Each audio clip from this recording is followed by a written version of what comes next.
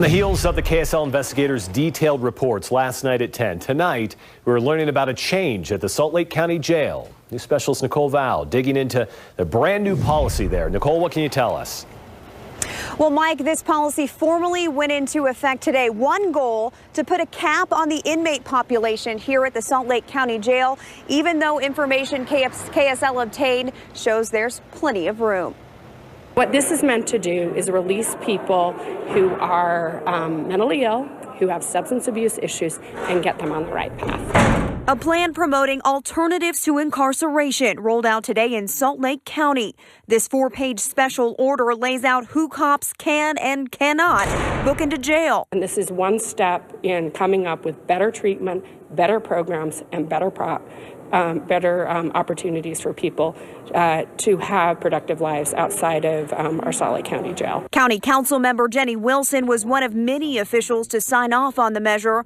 The 5-phase plan puts a cap on how many inmates are allowed in, encouraging pretrial release, expanding the use of electronic monitoring, and only booking those accused of certain crimes. I could not be more pleased with the people committed to solutions here at Salt Lake County. Wilson explains this is all part of Utah's criminal justice reform, a complex issue. It really is the most complex policy area, but clearly the most important. KSL obtained information that shows currently there are over 2,100 beds in the Salt Lake County Jail. The new plan states now only 1,700 prisoners will be allowed to use them. Why, if there's over 2,100 jail beds, why are they reducing the the jail population to 1,700?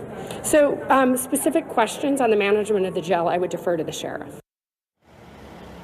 Now, KSL did speak with Salt Lake County Sheriff Jim Winder tonight, asking him that last question and other questions we had. He told us he is planning a very detailed news conference later this week, either tomorrow or Thursday, with experts present to lay out all the details about this very complex policy, to explain everything in this new policy and the new changes here at the jail. Of course, we will be at that news conference when it happens and bring you any updates on what he says. Back to you. All right, Nicole Val live for us this evening in Salt Lake County. Nicole, thank you. Deanie?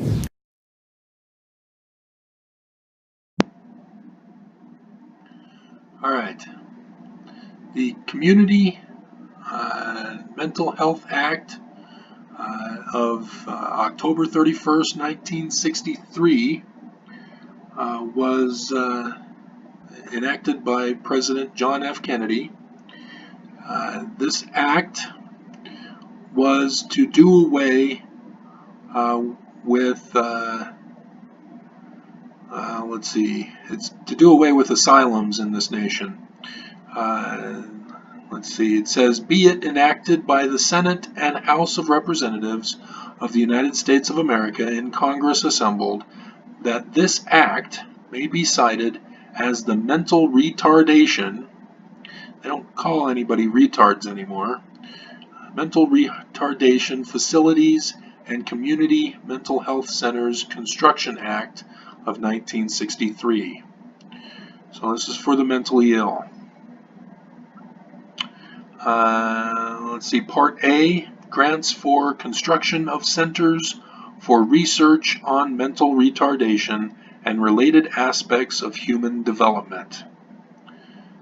So, where are these centers? Because the Utah State Hospital does not involve a research center. They just lock people up. There is no cure for mental illnesses because nobody's doing the research. Okay. So, yeah, that's the main gist of this act, of when it took place. And it's 18 pages. I think you can see the top portions, not just the book portions. So you can see the link up above here.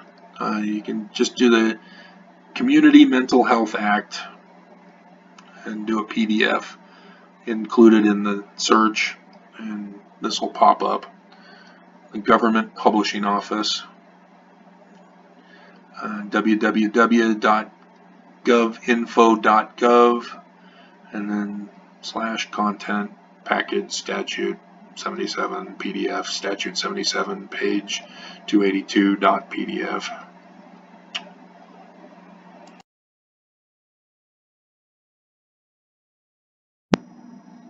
Okay, here's the Utah Code of Criminal Procedure, Inquiry into Sanity of Defendant. This is effective May 8th, 2018. So this is fairly new, just last year. You will notice 77-15-6, Commitment on Finding of Incompetency to Stand Trial. Subsequent hearings, notice to prosecuting attorneys. 1A. Except as provided in subsection 5, if after a hearing a court finds a defendant to be incompetent to proceed, the court shall order the defendant committed to the Department of Restoration Treatment. Wow, that is a huge change, and that is scary, because once a person is committed to the Department for Restoration Treatment, guess what? No rights for the defendant. The court procedure or process stops, and the defendant has no rights at this point. I want that to be clear to everybody. B. The court may recommend but may not order placement of the defendant. The court may, however, order that the defendant be placed in a secure setting rather than a non-secure setting. So they can't order placement, but they can order placement in secure settings. Do you not see this? This is taking away the liberty of the defendant, who no longer has rights, and they are being imprisoned. Even though they're calling it a secure setting, they are being imprisoned. Following restoration screening. Restoration. Again, for restoration treatment. Are you unfamiliar with people who have mental illnesses? People with mental illnesses are the ones who are incompetent to proceed. A person who has a bad attitude and is upset with the judicial system is not incompetent to proceed. This is for people with mental illnesses, and it'll discuss it later on with the forensic evaluator's report. So what they're doing is removing people with mental illnesses out of Utah, out of society in Utah, and locking them away, and now the time is longer, as I will point out here in a little bit. These mentally ill people have no rights in the state of Utah. And they're using words like secure setting, restoration treatment. There is no cure for mental illness. No cure for mental illness. Let me repeat that one more time. There is no cure for mental illness. So why is the Utah legislature talking about restoration treatment? There's no cure, so what are they doing? And it gets worse. Restoration treatment in C should be of sufficient scope and duration to restore the individual to competency.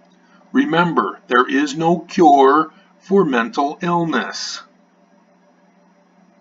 Or 2, or double I, determine whether the individual can be restored to competency in the foreseeable future. Remember, there is no cure for mental illness. D.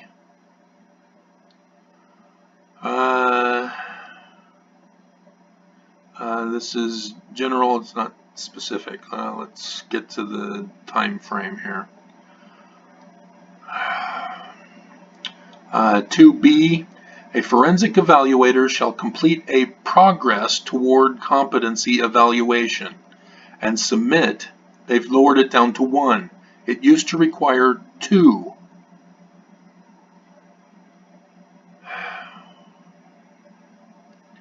They're now making that an option, I see, in 2A2, an additional forensic evaluator if requested.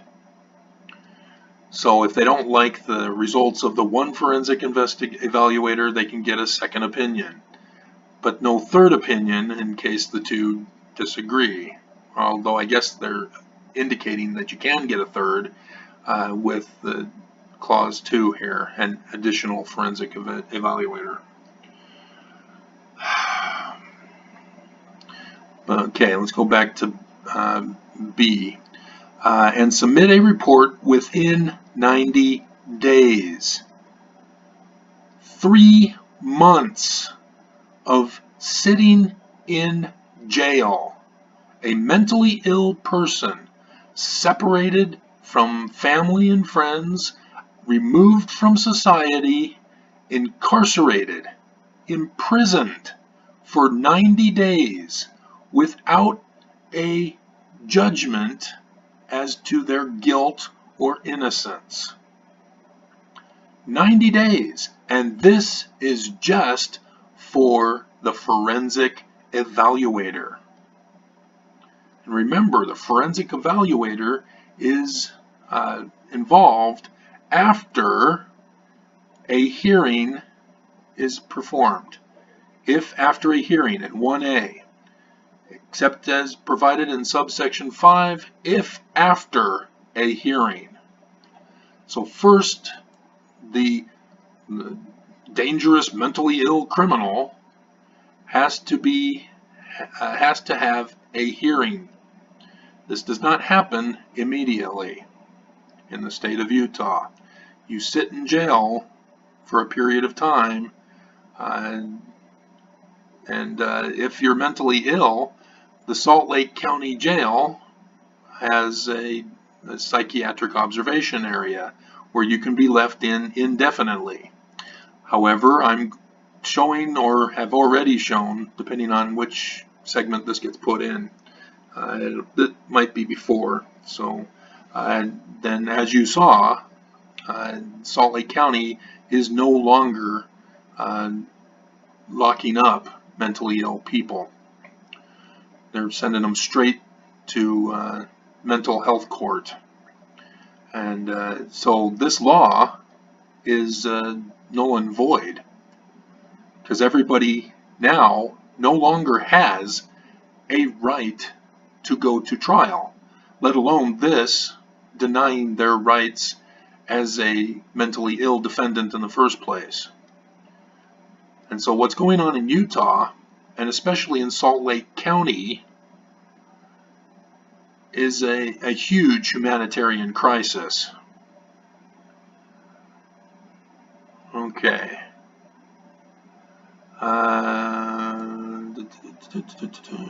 Okay. Let's see. 90 days for a forensic evaluation report to be handed in. And the forensic evaluator can submit for a 45-day extension. So 135 days. Going on 5 months of a mentally ill person rotting in jail, unless you're in Salt Lake County. All right, now the report has changed somewhat, but there was a process of determining competency. This is all gone now. This is the new format. The evaluator's report shall I assess whether the defendant is exhibiting false or exaggerated physical or psychological symptoms. In other words, they don't have a mental illness. And so they're supposed to say, Your Honor, they don't have a mental illness. They're not incompetent for trial. Whoever put in the report is lying to you. So are they going to do that? No, they're not going to do that. North Valley Behavioral Health, or Valley Behavioral Health for the whole of Utah, needs business. If the evaluator says this person is not mentally ill, well, that ruins business for people, doesn't it? So yeah, no evaluator is going to say they're exhibiting false or exaggerated physical or psychological symptoms. Describe any diagnostic instruments, methods, and observations used by the examiner to make the determination. Psychiatry, psychology is a pseudoscience. It's a fraud. They do not use diagnostic instruments, methods, and observations. Just like a medical doctor would use when you go in for any kind of illness or injury. Remember, they take blood samples at the doctor's office. They take x-rays or whatever else is needed to find the cause, not treat the symptoms. If medical doctors are only treating symptoms, there's a problem with malpractice with the medical doctor. There is a huge problem with medical malpractice with psychiatry because they don't do this diagnostic evaluation. All they do, this evaluator sits and asks you questions that you're supposed to talk about. And it is usually an hour. You know, just like going to a therapist. You sit on the little couch chair thing and you spill all your feelings to the therapist. And at the end of the session, the therapist says, okay, see you next week. Here's a prescription for the behavioral control drugs. That's what psychiatrists do. That's what the drugs are. There is no cure for mental illness. So what are they prescribing drugs for? Because they don't cure. They're symptom management. Behavioral control. One and the same. And so here, the state of Utah is getting played for fools, or they are actively aware and criminally negligent in making this new law. And it's same before as well. But anyway.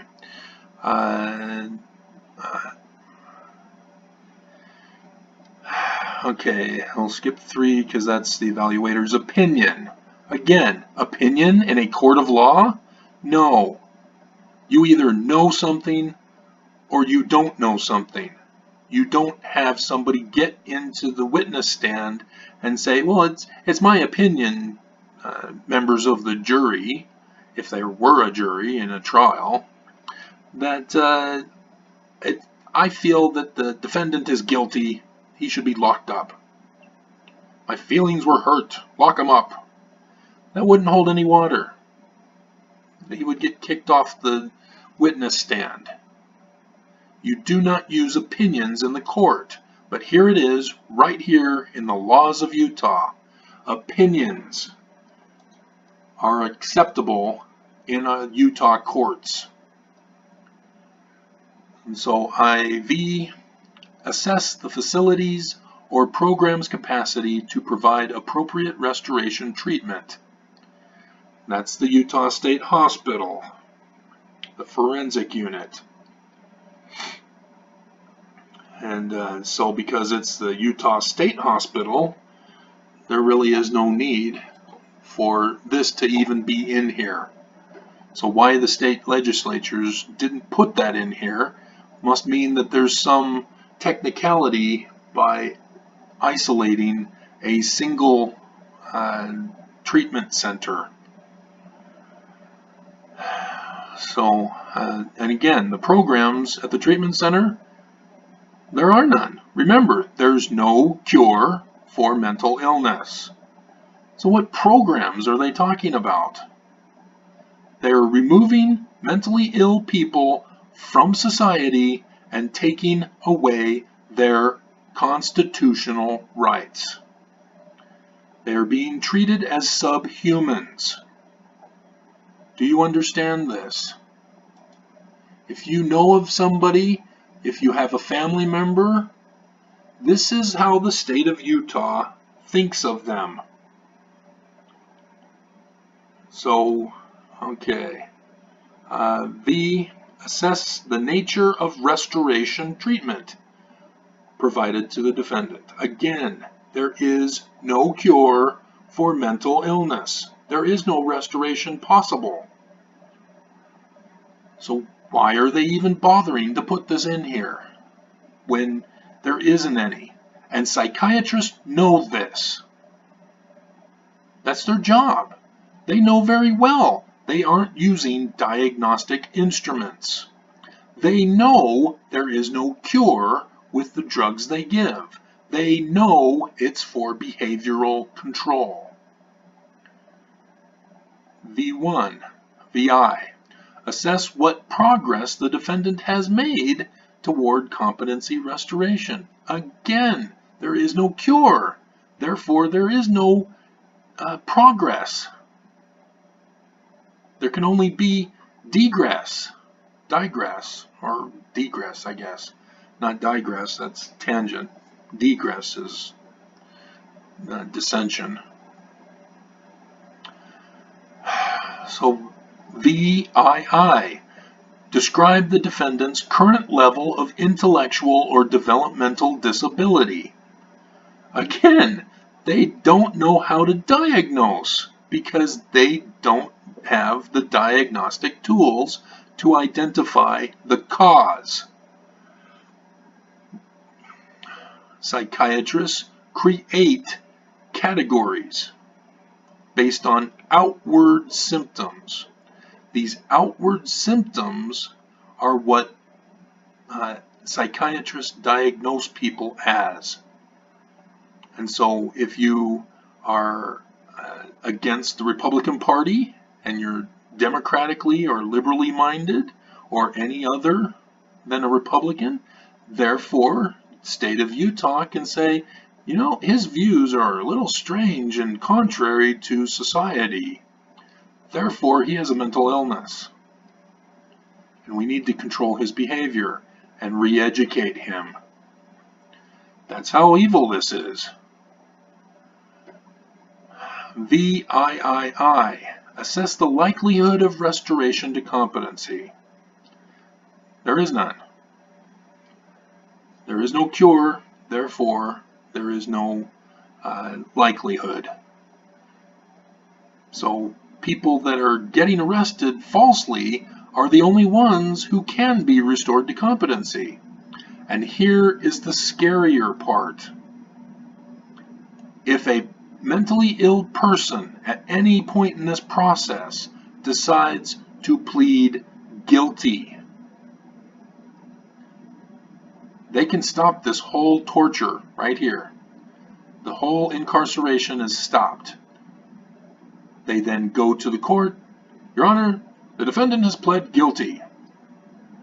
Okay, here's the sentence. Wow, a miraculous cure. Amazing. They're not supposed to be able to have rights. They're not able to have a likelihood of restoration to competency. They're mentally ill. So why then do they all of a sudden change when the defendant pleads guilty. Isn't that interesting? All right, let's get to the times here. Come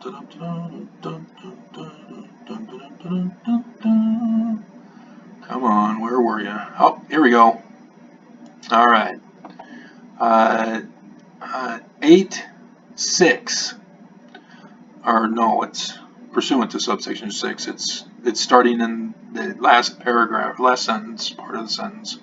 The court may extend the commitment for a period not to exceed 9 months. 9 months. It used to be 3 months. It's now 9 months. Even 3 months was considered too long compared to other states in the United States. They used to have a booklet that had 7 lessons on what competency would inquire or would involve. And so, in essence, you can spend a single day of 7 hours on each of those stages of competency.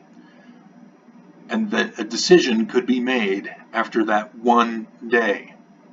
Now they've changed it. It's no longer 3 months for what could take one day. Now it's 9 months. Remember, 3 months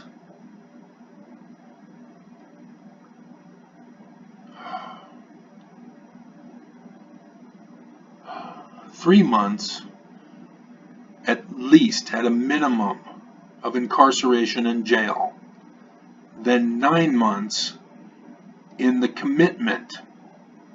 Remember, there has been no trial to find a mentally ill person guilty of the accused crimes. This is all based on an accusation. They're being removed from society and imprisoned. That's what commitment means. Imprisoned for a period not to exceed 9 months, except in 10. The court may extend the commitment for a period not to exceed 24 months for the purpose of restoration in regards with aggravated murder or murder, and the court determines that the defendant is making reasonable progress towards restoration of competency. Oh man, 2 years. A mentally ill person could be falsely accused of murder and be locked away from society for 2 years. They have no rights for 2 years.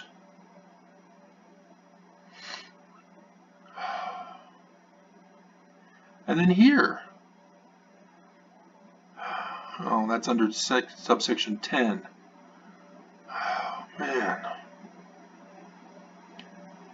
Alright, so, yeah, let's see, not to exceed 9 years for the purpose of restoration treatment with a mandatory review hearing at the end of 9-month period. If at the 9-month review hearing, number 9 here, described in subsection 8, the court determines that the defendant is not competent to proceed. And this is supposed to be every single case because there is no cure for mental illness. The court shall, A, order the defendant, except for a defendant charged with aggravated murder or murder, to be released. Oh, they can just go right back into society after a year of being locked up. Yeah, I'm sure they're welcome at home because I'm sure it was their parents who turned them in. So where are they going to go? They don't have that here now, do they?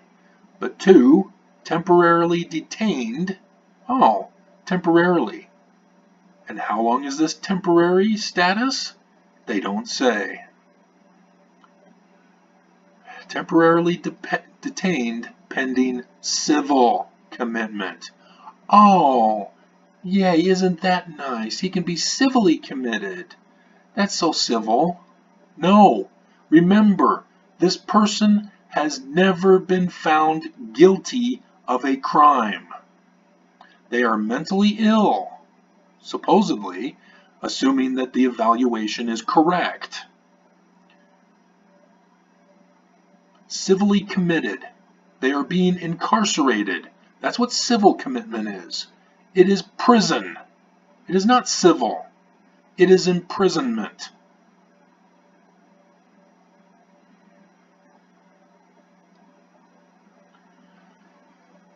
So subsection 5C is the terms as provided. Let's go back to 5C.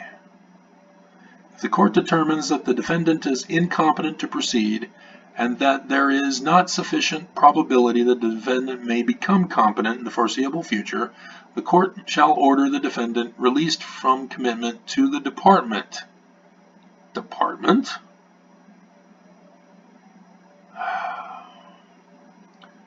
It's the hospital. Unless the prosecutor informs the court that commitment proceedings pursuant to the title and chapters will be initiated. Substance abuse, mental court, and mental health court. These commitment proceedings must be initiated within 7 days after the day on which the court make a determination. Unless the courts find there is good cause to delay, the court may civil commitment proceedings conclude. The civil commitment. So once civil commitment takes place, it doesn't look like there can be any end to it. This is horrifying. If the defendant is civilly committed, the department shall notify the court and adjudicate the defendant incompetent to proceed at least 10 days before any release of the committed individual. This is horrifying. This is outright horrifying. Okay, and that's the aggravated murder. So there it is. There's the new process now. A mentally ill person is subhuman in Utah society. A mentally ill person has no rights in Utah society. A mentally ill person can be removed from society for the rest of his life without being found guilty of any crime in Utah society.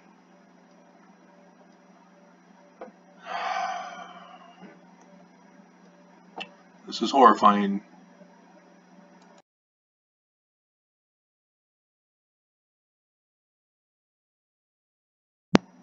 Okay, this is the model time standards for state trial courts. Okay, National Center for State Courts. And we will go down to the chart. Although I could go over the history. Since their first formation articulation, time standards establishing expectations for timely justice in American courts have been elaborated and refined. After having adopted speedy trial standards for criminal cases in 1968, the American Bar Association adopted standards for other case types. In other words, they violated the Constitution, allowing for speedy trials, as well as in 1976, amending them in 1984 and again in 1992. So there's the history of violating the Constitution for speedy trials. So let's get to the chart. Okay, the table of model time standards. For criminal felonies, they have 3 different standards. I'm just going to go over the model standard. 75% felonies within 90 days. 90% within 180 days. 98% within a year. So if you're charged with a felony, a speedy trial in the model standard table, it's 3 months minimum to a year rotting in jail, waiting for your day in court to prove your innocence if you're falsely accused. This is horrifying. This ain't no speedy trial. Misdemeanors. The model standard, 75% within 60 days. 2 months minimum. 180 days maximum. 6 months for a misdemeanor. A false accusation misdemeanor charge, and you are locked away from society for 6 months. Say goodbye to your job, say goodbye to your family, say goodbye to your property. Here's for traffic and local ordinance. 30 days minimum. 3 months maximum for a traffic and local ordinance. This is unacceptable. And then habeas corpus and similar post-conviction proceedings following a criminal conviction. And that's 6 months.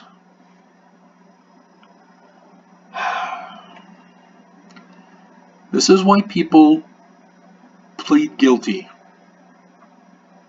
Because they don't want their lives destroyed with a false allegation. So the innocent end up rotting in jail, or they get a criminal violation on their record.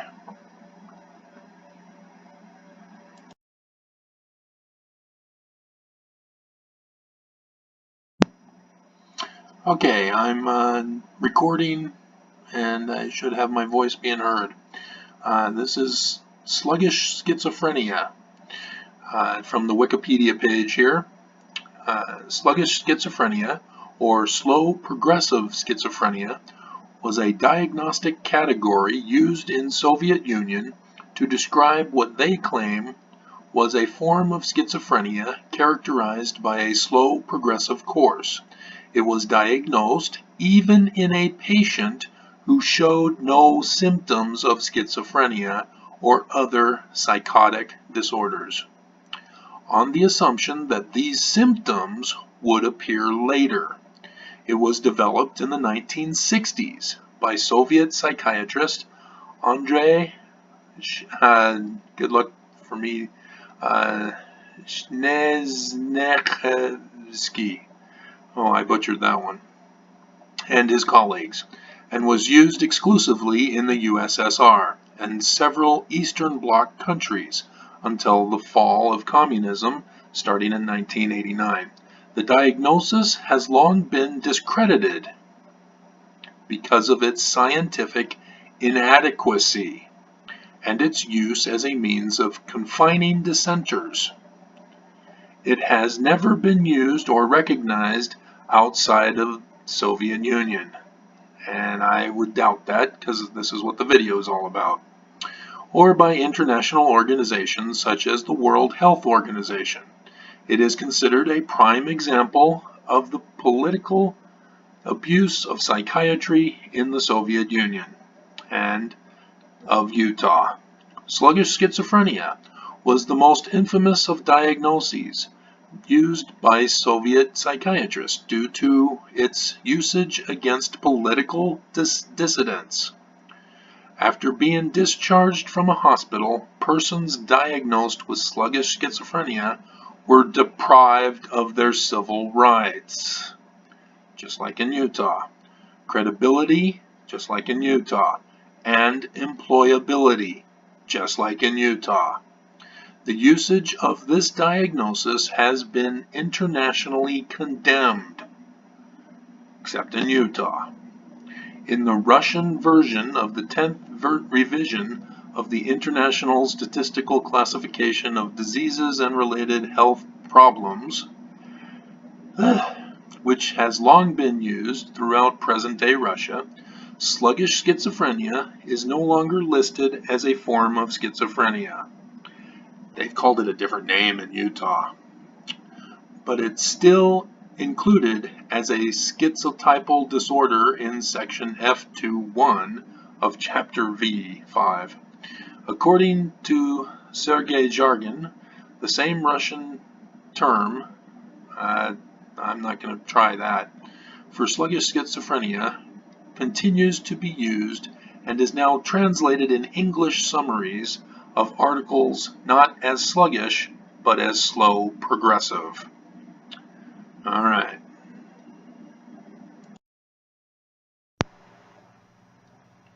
Okay, in the state of Utah, and I'm sure it's probably throughout the world, sluggish schizophrenia has now been changed to the wording schizophrenia spectrum disorder or spectrum type, depending on the psychiatrist naming it. Spectrum. So they can be anywhere on the spectrum of schizophrenia, which means slow to rapid. Spectrum type. Sluggish schizophrenia has now been improved upon. No, it's been banned. But Utah uses spectrum disorders for mental illness diagnoses now. Spectrum, which means slow to rapid onset. It is not gone, as Wikipedia claims. They just changed the name so that no one would know any different. Because it's all technical wording for those experts in psychiatry. They know better. We'll just trust them with whatever they tell us as their opinion. This is horrifying, people. If you don't see it, yeah, crime is not a crime. Rudy Giuliani, he's now established that in America. Crime is no longer a crime. Reality is no longer real. And so mentally ill, they're not real humans, are they? They've got problems. So they're not normal. They're not legitimate humans. They're subhumans. That's how they're treating them here in Utah. If this doesn't outrage you, there are millions of diagnosed mentally ill people in Utah alone, which means the majority of Utahns know someone who is mentally ill or who knows someone who's mentally ill.